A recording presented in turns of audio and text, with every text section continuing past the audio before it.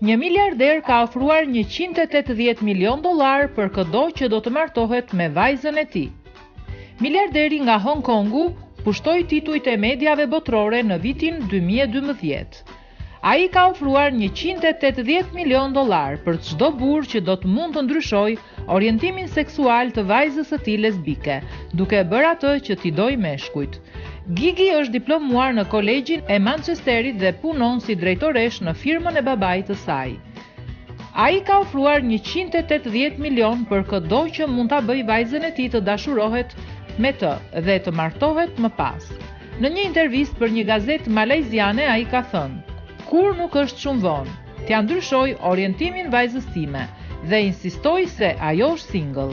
Pas ofertës së tij, shumë meshkuj kanë aplikuar, ndërsa vajza thotë: "Pasi që babai mendon se është e lehtë për mua që të ndërroj orientim seksual, duhet ta lë që të ma dëshmoj këtë gjë", ka thënë ajo.